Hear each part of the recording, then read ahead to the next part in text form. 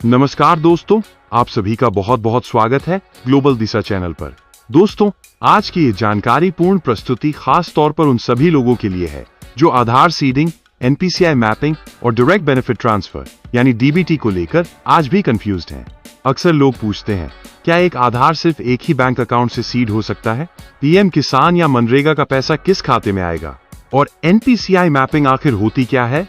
Video को बिना skip किए पूरा देखिए, क्योंकि इसके बाद आपकी सारी शंकाएं पूरी तरह स्पष्ट हो जाएंगी। आधार, बैंक खाते और सरकारी पैसा, इनको लेकर बहुत उलझन रहती है ना, कि पैसा आखिर किस खाते में आएगा। तो चलिए आज आधार सीडिंग और एनपीसीआई मैपिंग के इसी कंफ्यूजन को हमेशा के लिए खत्म करते हैं।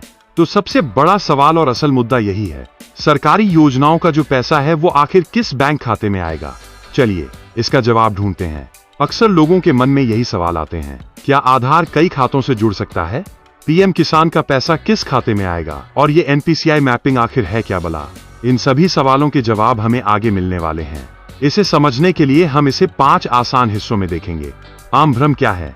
आधार सीडिंग और एनपीसीआई आधार मैपिंग में क्या फर्क है? एक खाते का नियम क्या कहता है? पैसे ट्रांसफर का रहस्य क्या है? और आखिर में इसका कंट्रोल वापस कैसे लिया जाए? तो पहला हिस्सा है आम भ्रम।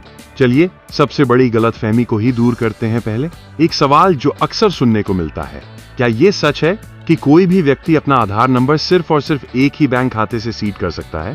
ये एक ऐसी बात है जिसे ज्यादातर लोग सच मानकर चलते हैं। इसका जवाब है नहीं, ये बात बिल्कुल गलत है। और सच कहूं तो सारी की सारी उलझन की जड़ यही एक गलतफहमी है।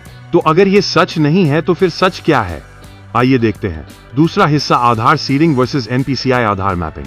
सुनने में यह दोनों शब्द एक जैसे लगते हैं, लेकिन यही सारी उलझन की जड़ है और इनके काम बिल्कुल अलग अलग हैं। यहीं पर सारा खेल है। देखिए, आधार सीडिंग का सीधा मतलब है आधार को अपने बैंक खाते से जोड़ना, और ये आप उन सभी खातों में कर सकते हैं जिसको आप अलग अलग बैंकों में चला रहे हैं। लेकिन एनपीसीआई मैपिंग का मतलब है सरकारी पैसा पाने के लिए उन सभी खातों में से सिर्फ एक को चुनना। तो पहले आधार सीडिंग को एकदम साफ साफ समझ लेते हैं। ये कुछ नहीं, बस आधार नंबर को अपने किसी भी बैंक खाते से जोड़ने का एक प्रोसेस है। इससे एईपीएस यानी फिंगरप्रिंट या आंख की आइरिस स्कैन करके पैसे निकालने जैसी सुविधाएं मिलती हैं। और याद रखने वाली बात यह है कि कोई भी व्यक्ति अपने जितने चाहे उतने अलग अलग बैंकों में चला रहे बैंक खातों में आधार सीडिंग करवा सकता है। और अब आते हैं सबसे जरूरी चीज पर, एनपीसीआई मैपिंग। ये एक स्पेशल प्रोसेस है जहां आधार से सीड किए हुए सभी खातों में से किसी एक खाते को चुना जाता है। खासतौर पर सरकार से आने वाले पैसे के लिए इस काम को एनपीसीआई यानी national payment corporation of India manage करता है। तो ये डीबीटी यानी डायरेक्ट बेनिफिट ट्रांसफर आखिर होता क्या है? अरे ये वही पैसा है जो सरकार सीधे खातों में भेजती है, जैसे पीएम किसान सम्मान निधि हो गई, मनरेगा की मजदूरी, वृद्धावस्था, विधवा या विकलांगता पेंशन, स्कॉलरशिप, गैस सब्सिडी और दूसरी सभी सरकारी कल्याण योजनाओं का पैसा। ये सब डीबीटी से ही आता है। और इसी डीबीटी से जुड़ा है सबसे जरूरी नियम, जिसे हम कह सकते हैं एक खाते का नियम। इस एक लाइन को ध्यान से सुनिए। All NPCI mapped accounts are Aadhaar seeded accounts, but all Aadhaar seeded accounts are not NPCI mapped accounts. मतलब जिस खाते में सरकारी पैसा आता है उसमें आधार तो सीड होगा ही, पर ऐसा जरूरी नहीं कि जिस जिस खाते में आधार सीडिंग किया हुआ हो उन सभी में सरकारी पैसा आए। और नियम बस इतना सा है, सिर्फ और सिर्फ एक बैंक खाता एक समय पर डीबीटी पाने के लिए एनपीसीआई से मैप हो सकता है। बात खत्म। चलिए एक उदाहरण से समझते हैं। मान लीजिए किसी के 3 बैंक खाते हैं, एसबीआई, बैंक ऑफ इंडिया और एचडीएफसी बैंक। अब वो अपना आधार तीनों के तीनों खातों से सीड करवा सकते हैं, कोई दिक्कत नहीं। लेकिन जब बात आएगी सरकारी पैसे की, तो उन्हें इन तीनों में से सिर्फ एक को चुनना होगा।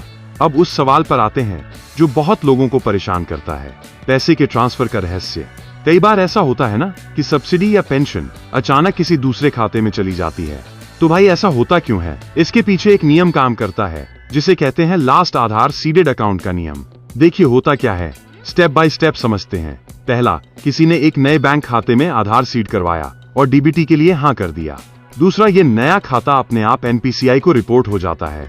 तीसरा, जो भी पुराना बैंक एनपीसीआई से मैप्ड था उसकी मैपिंग कैंसिल हो जाती है। और चौथा, ये जो सबसे नया वाला खाता है वही अब से सारे सरकारी पैसे पाने के लिए डिफॉल्ट अकाउंट बन जाता है। लेकिन घबराने की कोई बात नहीं है, इसका पूरा कंट्रोल हमारे ही हाथ में होता है। तो चलिए हमारे आखिरी हिस्से में देखते हैं कि ये कंट्रोल वापस कैसे लेना है और ये कैसे पक्का करें कि पैसा वहीं जाए जहां हम चाहते हैं। सबसे जरूरी बात, जब भी किसी बैंक में या कियोस्क पर आधार लिंक करवाएं तो वहां एकदम साफ साफ बताना जरूरी है। अगर उस खाते में सरकारी पैसा चाहिए तो उन्हें बताइए एनपीसीआई मैपिंग यस करनी है, और अगर उस खाते में सरकारी पैसा नहीं चाहिए तो साफ साफ कहिए एनपीसीआई मैपिंग नो रखनी है।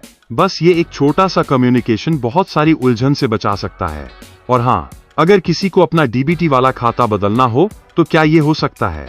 जी हाँ, बिल्कुल हो सकता है। बस एक चालू बैंक खाता चाहिए, आधार नंबर चाहिए और आधार से जुड़ा हुआ मोबाइल नंबर जिस पे ओटीपी आ सके। तो इस पूरी बातचीत का सार क्या है? सीधी सी बात है, आधार अलग अलग बैंकों में चल रही सभी बैंक खातों से सीड किया जा सकता है, लेकिन सरकारी योजनाओं का पैसा सिर्फ और सिर्फ एक ही एनपीसीआई मैप्ड खाते में आएगा। और आखिर में एक सवाल जो हर किसी को खुद से पूछना चाहिए, इस पूरी जानकारी के बाद क्या अब ये पक्के तौर पर पता है कि आपका कौन सा बैंक खाता सरकारी योजनाओं का पैसा पाने के लिए एनपीसीआई से मैप्ड है? इसे आज ही चेक कर लेना बहुत जरूरी है। अगर ये जानकारी आपको पसंद आई हो तो वीडियो को लाइक जरूर करें, अपने दोस्तों और परिवार के साथ शेयर करें। कोई सवाल हो तो कमेंट में लिखें, और ऐसे ही उपयोगी वीडियो के लिए ग्लोबल दिशा चैनल को सब्सक्राइब करना न भूलें। धन्यवाद दोस्तों। जय हिंद, जय भारत।